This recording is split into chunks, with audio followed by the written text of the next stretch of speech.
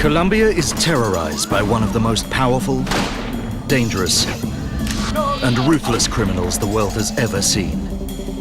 Pablo Escobar. This guy was out of control. The Colombian president himself is a target. Given the opportunity, he'd have killed me. With eyewitness accounts and in unflinching detail, this is the story of the hunt for an elusive and vicious killer. He was an extraordinarily shrewd man. Follow every twist, turn, and tactic as the situation goes critical.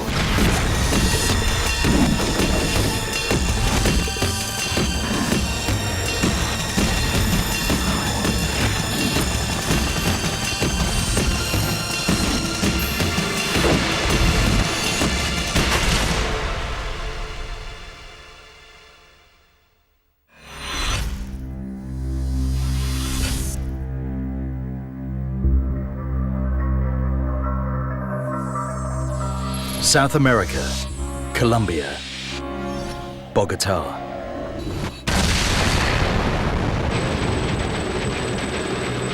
(1991), America is waging an all-out war on drugs. The front line is Colombia, cocaine capital of the world. The country produces 80% of the global supply. The US is spending $170 million a year trying to wipe out the industry. Powerful cartels fight back with devastating force, funded by billions of dollars from the drug trade. 20,000 people have died in the last year alone. The nation teeters on the edge of civil war. The newly elected president of Colombia, Cesar Gaviria, has been voted in on an anti-drug platform. He is determined to take control. We can defeat any criminal organization. That is our policy. Colombia lived through one of the worst periods of terrorism ever experienced by humanity. It was truly a terrible period for the nation. Gaviria is an enthusiastic supporter of extreme measures, including extradition, sending native Colombians to the US for trial. It's a controversial policy, but Colombia's justice system is riddled with corruption. It was practically impossible to achieve a conviction against the drug barons. 250 kilometers northwest of Bogotá, in Medellin, special forces are on a raid. US drug enforcement agent Javier Peña is with the Colombian team. They are closing in on a prime suspect. There was a lot of cocaine being shipped to the United States, and we're finding out that there's one person responsible for the shipment of this cocaine. The man they are after is one of the most dangerous drug lords in Colombia. His name is Pablo Escobar. Pablo Escobar at this time was the biggest, the most powerful, the most violent drug trafficker that we had ever seen. Escobar's factories are flooding the US with 2 tons of cocaine every day. Drug-related violence has reached the level of carnage. This poor country boy is now the 7th richest man on the planet. He lives a playboy lifestyle on a 3,000-hectare ranch. A professional cameraman shoots his home movies. The complex has every luxury, including a private zoo with animals imported from Africa, and an airstrip used for smuggling drugs and bringing in friends and relatives for lavish parties. Escobar is very close to his family, particularly his sister, Marina. When Pablo was younger, he was a great brother. We were very close. He was a very likable person, loving, respected by everyone in the neighborhood. Escobar is also a shrewd businessman and knows he needs popular support in his community.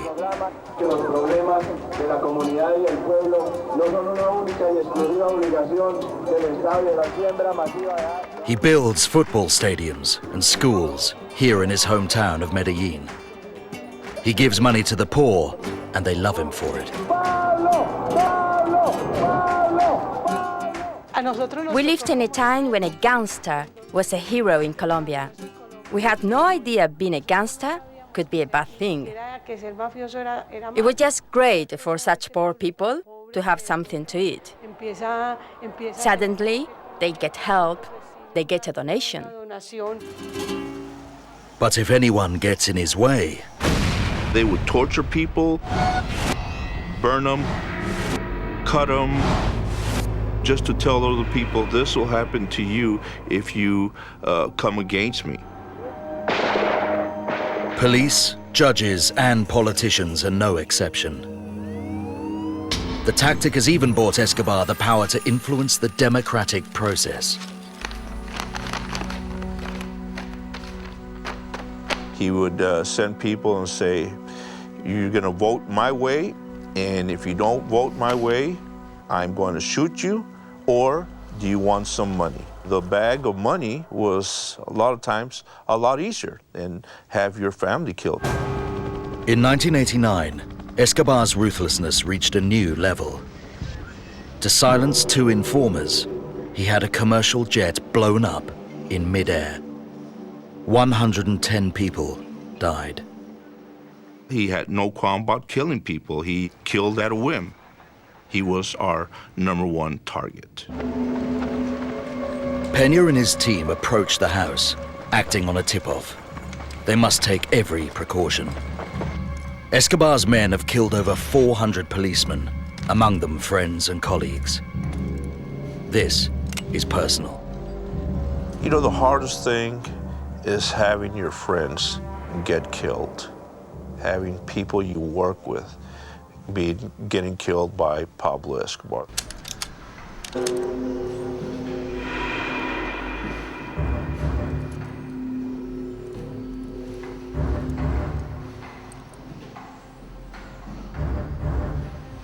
As they climb the stairs, they know that they are closing in on one of the most dangerous criminals they've ever faced. Escobar will never give up without a fight.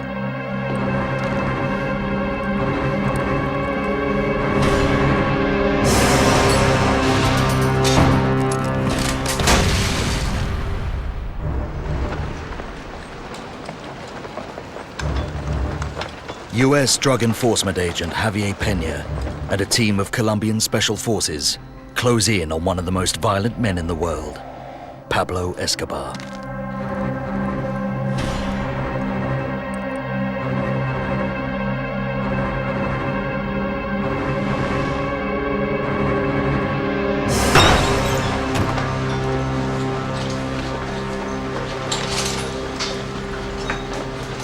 ¿Dónde está? Escapó.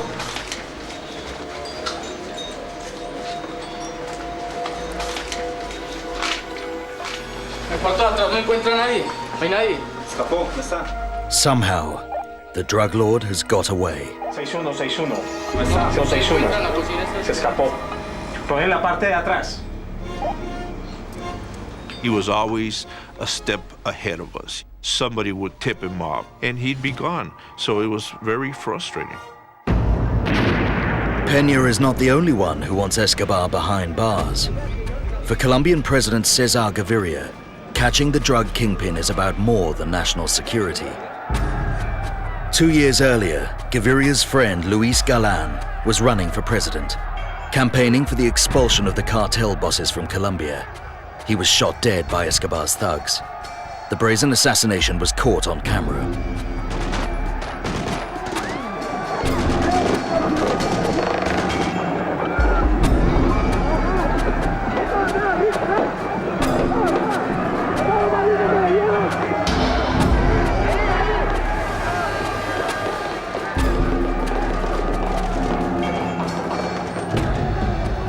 Escobar killed everyone he wanted to kill, and perhaps the only person to escape was me. I had no doubt I was in his mind, in his sights, and given the opportunity, he would have killed me. Gaviria knows there is only one way to take control of the situation. For the greater good, he decides to try and negotiate with Escobar. The president makes the drug lord an offer. The terms are simple and generous. If the cartel boss will surrender to the state, cease all criminal activity, and spend between 4 and 8 years in prison, the state will pardon all his crimes. We believed that maybe the country could be free from Escobar's terrorist campaign.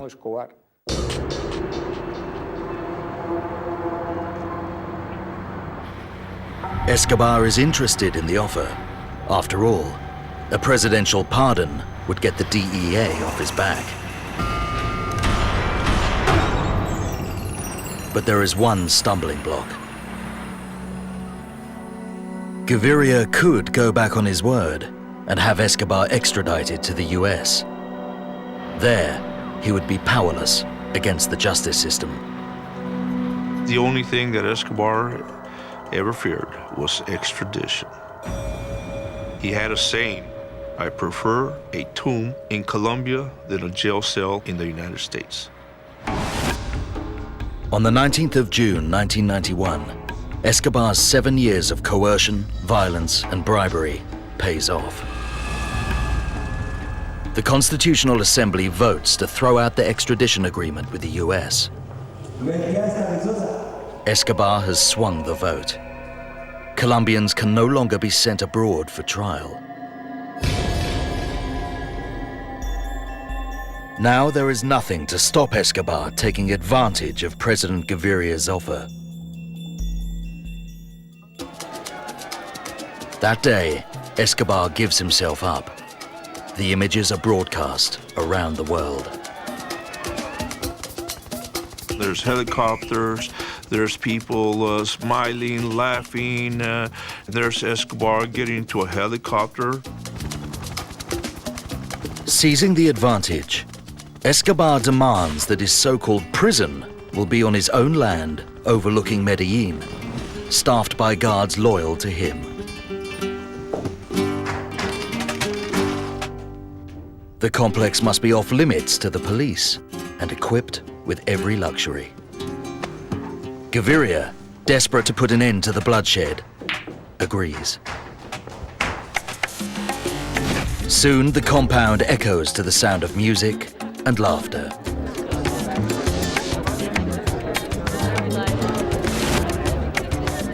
It was a real party atmosphere. There was a fantastic sense of camaraderie. It was a really good time, and it was great for the family to get really close. Peña feels the deal is a travesty of justice. I was sick. I was sick to my stomach. Escobar is making a fool out of the Colombians, out of the United States, out of the world. This guy was enjoying life. He would have parties. They would bring in women. He would even leave if he wanted to. So this was not a prison. July 1992. It's been a year since the surrender. In defiance of President Gaviria, Pablo Escobar continues to run his drug empire from his luxury prison. It was a failure on our part.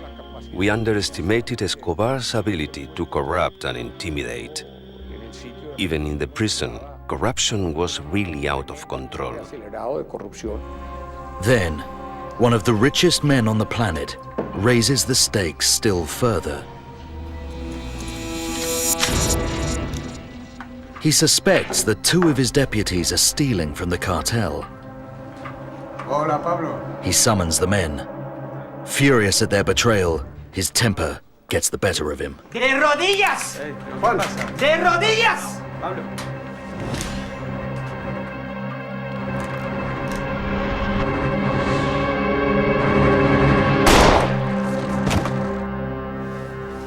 Foreman tells me that Escobar killed one of them himself, and his other henchman killed the other person. For President Gaviria, Escobar has gone too far. He grabs the opportunity to respond and starts planning his next move. We got together everyone responsible for security, and we set to work in the presidential palace, pretty much without sleeping for several days.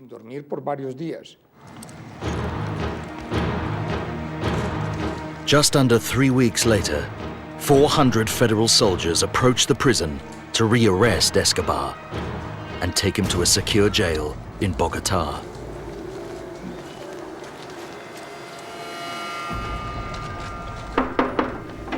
With them are 2 government officials. Pablo Escobar. Sí.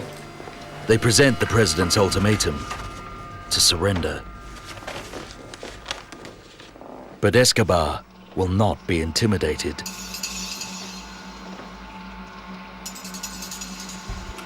Muchachos! He takes the officials hostage and calls his most trusted ally, his sister.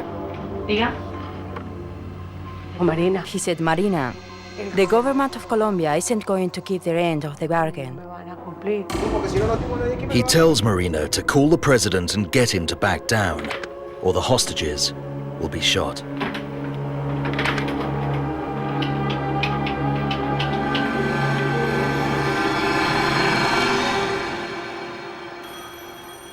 This time, Gaviria is adamant. After the abuses he'd committed, his refusal to honor the terms of his surrender, there was no way we would trust him. As Marina relays the bad news, Escobar realizes that all bets are off.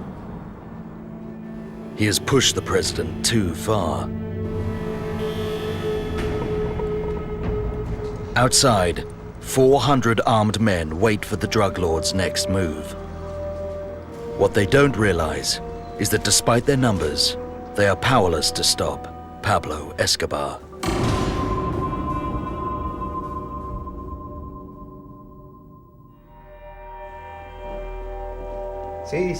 Infamous cartel boss Pablo Escobar is locked in a deadly standoff with the president of Colombia, Cesar Gaviria.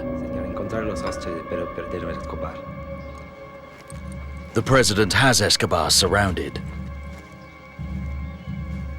But Escobar has an ace up his sleeve.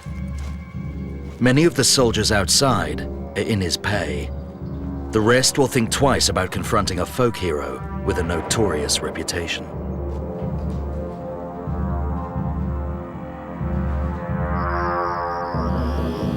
At 1:30 in the morning, the drug baron makes an audacious move.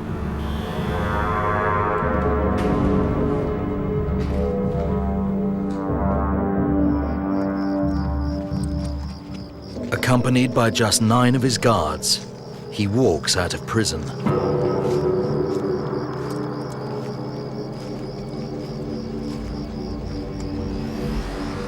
And vanishes into the darkness. The hostages are unharmed.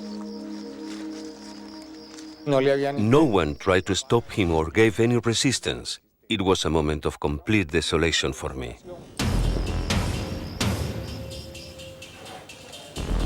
President Gaviria has been humiliated again.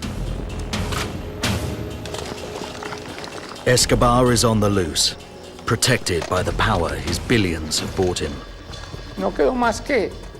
There was nothing else to do but face up to it, recognize the errors made, regret that these people had abused Colombian justice, and take the decision to pursue Escobar until we captured him. Ambassador, President Gaviria. Gaviria summons the one man he knows can help, U.S. Ambassador Morris Busby.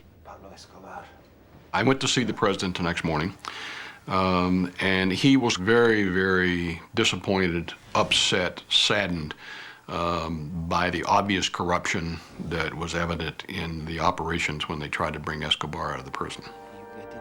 Gaviria asks the United States to help find and capture Escobar in any way they can, using any method available. President Gaviria said to me, we need help. And I don't know what restrictions have been placed on you or your people, but as President of the Republic, I'm removing them all. Bring whatever we need into the country. Busby calls the White House and seeks permission to allow extended operations in Medellin. Within hours, help is on its way.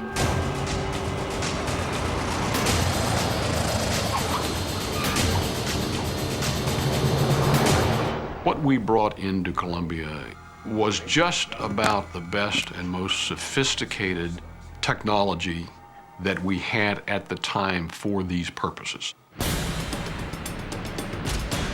July 23rd, 1992. A covert team from the US Army's Electronic Espionage Unit arrives in Medellin. Their mission is to locate Escobar's precise position in this city of 2 million. Colombian police, assisted by the US DEA, will then move in and capture the fugitive. On board the light aircraft is sophisticated telephone surveillance equipment. On the ground, Peña and his team wait, ready to pounce. The technology is classified, but the principle is simple. Computerized voice matching can isolate a single voice from the thousands of phone calls being made at any one time. If Escobar picks up the phone, they should know about it within seconds. They circle the city and wait for Colombia's most wanted man to give himself away. 6,000 meters below, Escobar believes he is prepared for the game of cat and mouse. Uno, dos, tres. After years spent running a drugs cartel, he is all too aware of the risks of making a phone call.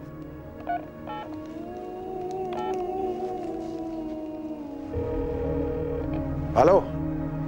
Sí. Above Medellin, the voice recognition equipment locks on. ¿Cómo? It's Escobar. Receivers hidden in the plane's wingtips and fuselage pick up the direction of the signal. The pilot begins flying in an arc. The surveillance team need time to get as many fixes as possible. Only then can they narrow down the target's position. In the time it takes the aircraft to complete a half circle, the system can pinpoint Escobar to within 100 meters. 3 minutes is all that's needed. Yeah. Got it. After 2 minutes, Escobar hangs up and continues his call from another phone. Hello? Normally, the tactic would work, but Escobar doesn't know about the advanced US technology. The team quickly isolate his voice again and lock on once more. ¿Cómo que no? Cierra la puerta. ¿Cómo así? ¿Cómo que The no? pilot is finishing his arc. Tú tienes que negociar. Tú le dices, aquel único víctima soy yo. They need Escobar to talk for just another 40 seconds. ¿Cómo fue? ¿Cuándo? They've got him. He's in a suburb of Medellin called Tres Esquinas, 6.5 kilometers from his former prison. US Drug Enforcement agent Javier Peña and the Colombian troops close in once again. This was a perfect opportunity. He's ours. He was pinpointed. But the location is an apartment complex housing thousands of people.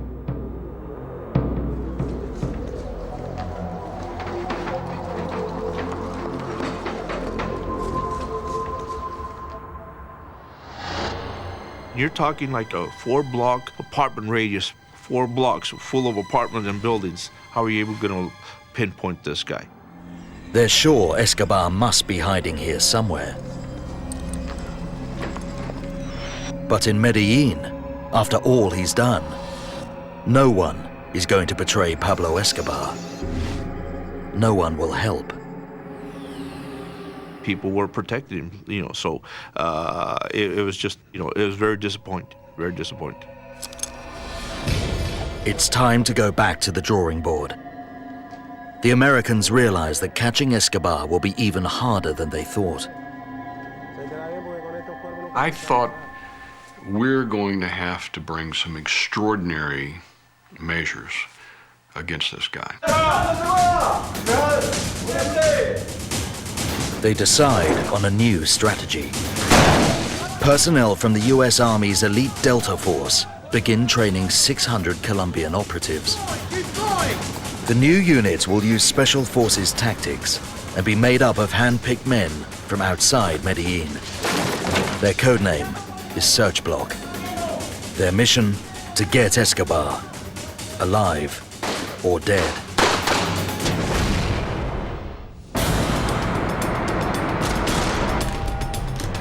Drug trafficker Pablo Escobar has been on the loose for 2 months. The Colombian government, backed by US military personnel and technology, put together a special unit to hunt him down.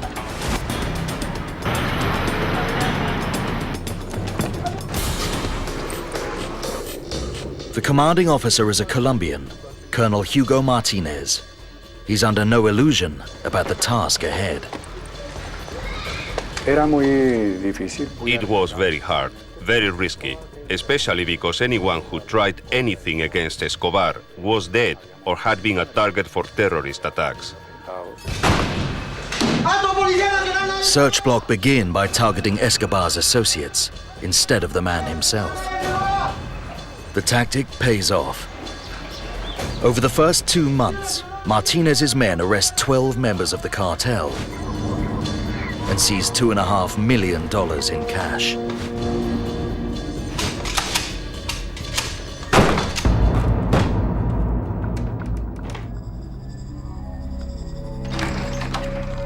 Escobar retaliates. He decides to combine the 2 most powerful weapons in his possession, his wealth and his popular support. He declares a bounty hunt, open to every man and boy in Medellin, complete with a macabre system of rewards. The murder of a street cop is worth $1,000. Colonel Martinez is worth $30,000. Peña or any US drug enforcement agent earns $300,000. Peña learns about the price on his head. I was scared. Of course, if I said I wasn't, I'd be lying. I was scared.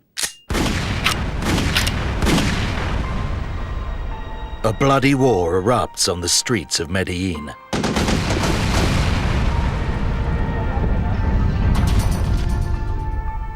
Cops were killed every day. Every day car bombs went off.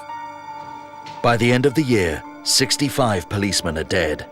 Martinez joins Peña and Gaviria in their hatred for the drug lord. He wasn't just a target for the police and the government. He declared himself my personal enemy. But for Escobar too, the cost is mounting. Always on the run, constantly evading Search Block is taking its toll on the man who was once untouchable. His sister Marina begs him to put an end to it. I said, Pablo, why don't you hand yourself in? Look at how things are. Look at what's happening.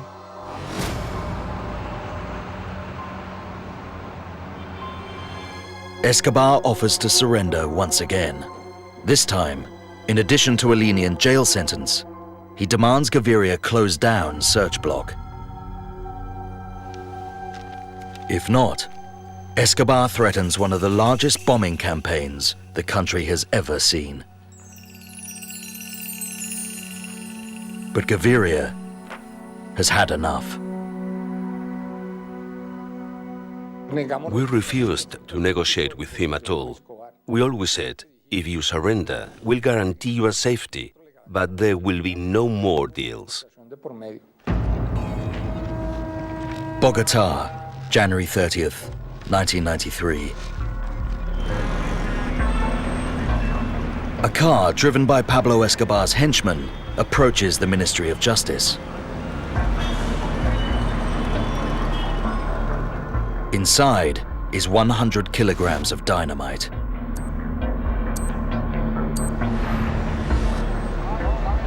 But their target is crawling with police.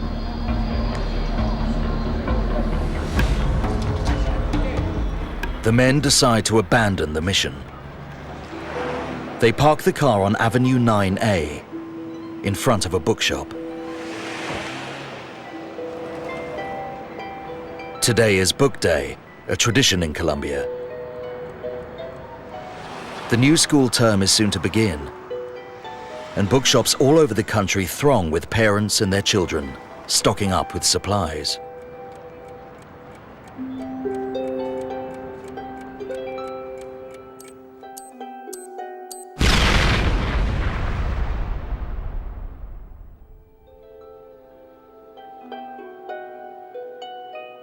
The huge bomb blows a crater several meters deep. 25 innocent people die.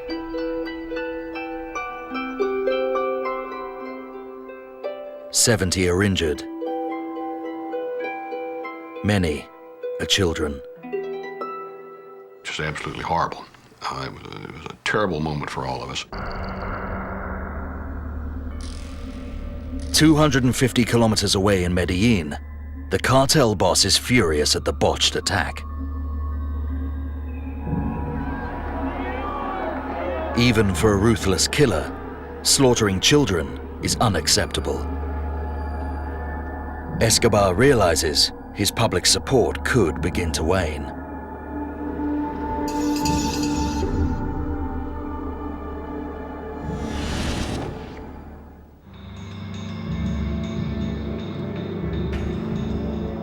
Two days later, the backlash begins. The body of one of Escobar's men is found with a message around his neck. It's signed Los Pepes. The name stands for People Persecuted by Pablo Escobar. The murder appears to be the work of a vigilante group. Over the following months, more mutilated bodies turn up. All the victims used to work for Escobar.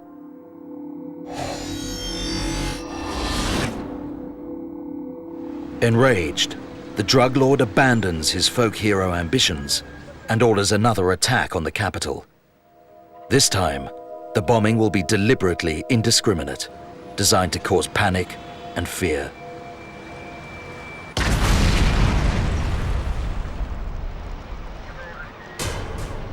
The huge bomb kills 11. 200 are injured. When Escobar began indiscriminate bombing, most of us felt that this was a major change and that he was more desperate. Retribution from Los Pepes is swift. The next day, police find the tortured remains of one of Escobar's lawyers and the man's 18-year-old son. Around their necks is another sign proclaiming revenge. Peña is stunned.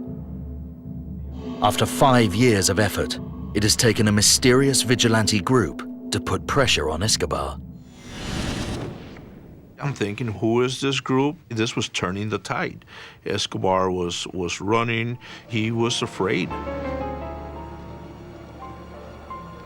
No one knows exactly who Los Pepes are, but there is one possibility. All the victims are on a list held by Search Block, the team funded and trained by US forces. There was a lot of insinuations, the rumors that some of the police were working with them. Okay, how many men do we have on the ground? Let's get on the phone. Ambassador Busby informs President Gaviria that if the allegations are true and US-sponsored Colombian nationals are taking the law into their own hands, the US government will withdraw immediately. If there is any sniff of Colombian government involvement in all this, we're gone. All of this assistance that we're giving you will disappear overnight. With the Americans threatening to pull out, Gaviria is under greater pressure than ever to catch Escobar. On November 26, 1993, the situation grows even worse. Gaviria learns that Escobar's wife and children are planning to fly out of the country. The Colombian president and the US ambassador realize this could mean Escobar is preparing to make his last stand. He was beginning a fight to the death. He wanted to get everybody that meant anything to him away from Colombia, and who knew what he would do at that point. The following day, TV cameras film armed bodyguards hustling Escobar's family through Bogota airport. They are bound for Frankfurt, Germany. With his loved ones safe from harm, Escobar will be free to tackle Los Pepes head on. At the US Embassy, Ambassador Busby is taking action. During the entire time that flight was in the air, I think, both we and the Colombian government were pulling every string we possibly could to get the government of Germany to not allow them to enter. In Medellin, Escobar waits to hear if his family have made it to safety. The hours pass.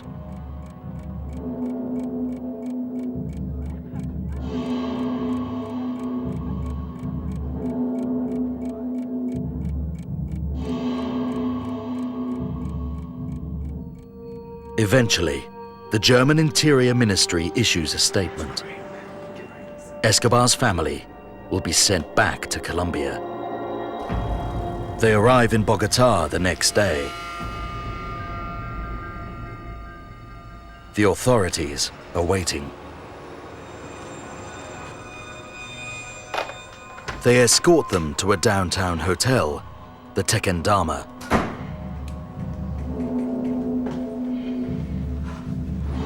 Soldiers cordon off the building. All guests check out. Gaviria now has the one thing that Escobar holds dear above all else.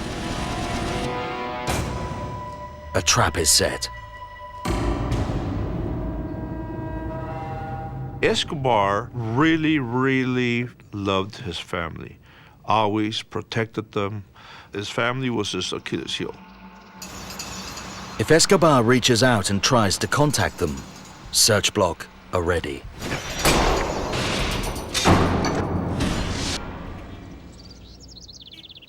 December the 1st. It's Pablo Escobar's 44th birthday. He's in no mood for celebration. He's been on the run for 16 months. His drug empire is crumbling. He's lost public support. He's alone, except for a bodyguard and a visitor. His sister.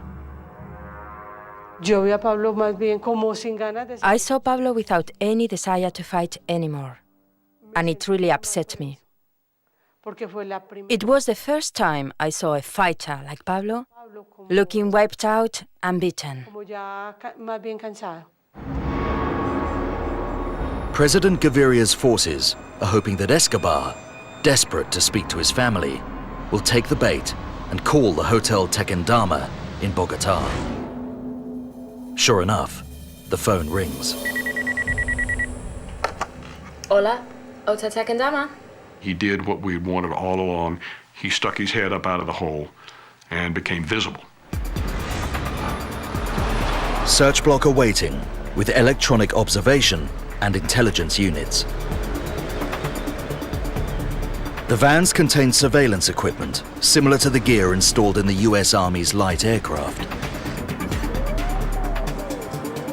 Running the unit is Colonel Hugo Martinez's son, Hugo Martinez Jr. 3 units lock onto Escobar's phone signal using voice recognition.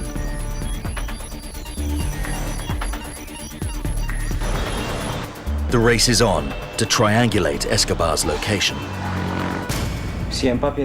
Escobar's son, Juan Pablo, unaware of the trap, takes the call.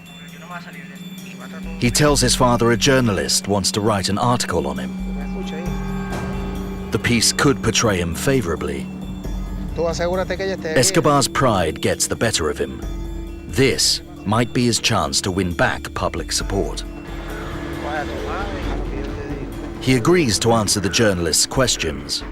He will call tomorrow at 2 p.m. Search Block now know the exact time of his next call.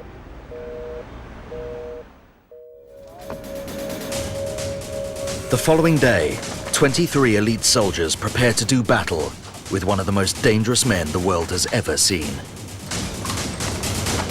Major Hugo Aguilar leads the group. I gathered my men and said, write to your families, say goodbye to your children, because it's very probable that we are going to die. At 1:41 p.m., a little earlier than planned, Escobar calls his son. They start to go through the questions posed by the journalist. There are 40 in all.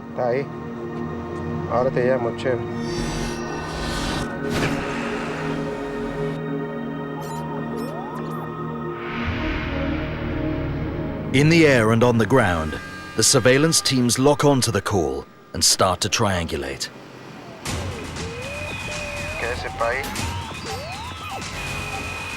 But Escobar is calling from a taxi.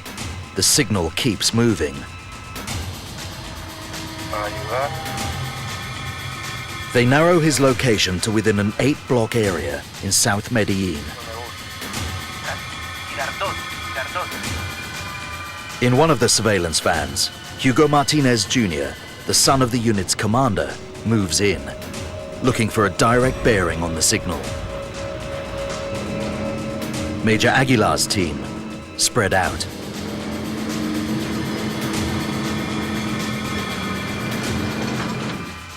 The drug lord changes phones and continues his conversation.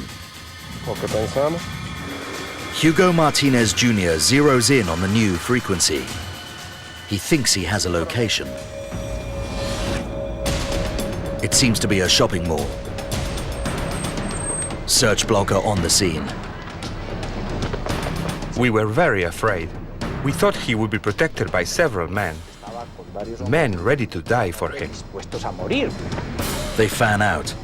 The mall fills with lunchtime shoppers. Escobar must be here, somewhere.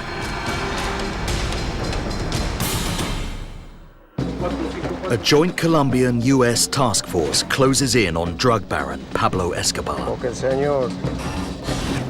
High-tech surveillance equipment, in the air and on the ground, locks onto Escobar's conversation and gives his position as a shopping mall. Major Hugo Aguilar and a team of undercover agents begin the search. We stepped out into the street. The men were nervous, but totally focused and ready for action. But Escobar is nowhere to be seen.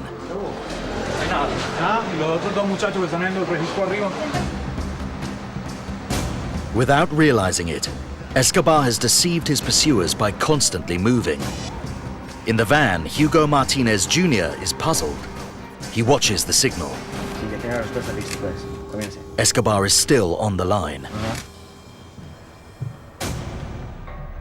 The drug lord and his bodyguard enter a safe house. In the van, Martinez scrutinizes the signal more closely and notices some interference. Perhaps he's getting a false bearing.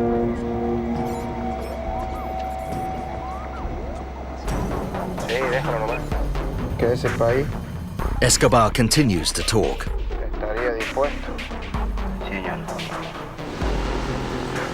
As Martinez drives down the next street, the signal gets stronger. Escobar must be close. The The surveillance van turns a corner. ¿Entendiste? Martinez sees a man on a phone. The face is unmistakable.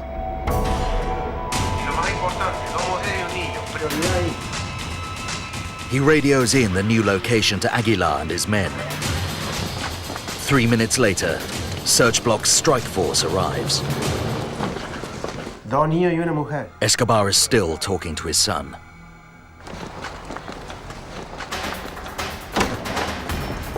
They enter the building. Major Aguilar is one of the first inside. I heard him. He was still talking on the phone. We were panic-stricken. Pablo Escobar realized we were coming up the stairs and said, something's happening. I'll call you back.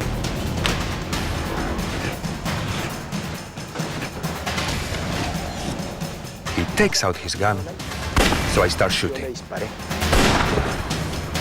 Escobar's lone bodyguard shoots back and is killed. Escobar races to the window. On the street below, Search Block troops close in.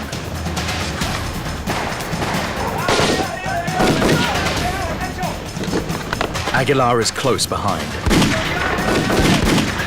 The killer is shot 3 times, once in the head.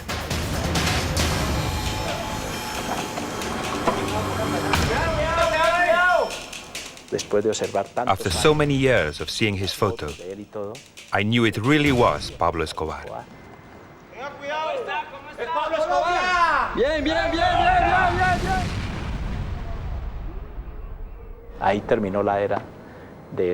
There ended the reign of this fearsome criminal psychopath who had done so much damage to the country and the world.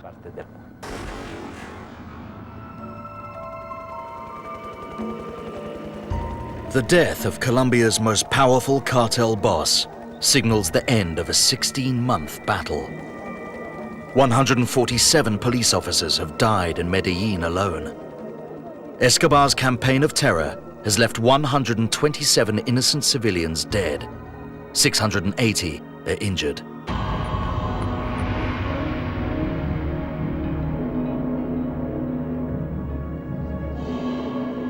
Minutes later, Escobar's sister, Marina, arrives at the scene with her mother. It was so sad. They brought him down, and I shut his eyes, and I thanked him for how good he had been to us. And that was it. In my heart of hearts, I think he was a homicidal maniac. He was the worst kind of serial killer with no conscience whatsoever. I expressed no satisfaction. He died because he tried to resist authorities. I could never celebrate the death of another person.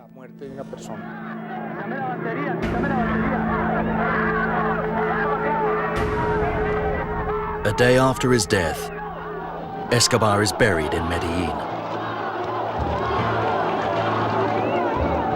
Thousands turn out to pay their respects. To this day, for his generosity to the poor, many in his hometown still see him as a hero.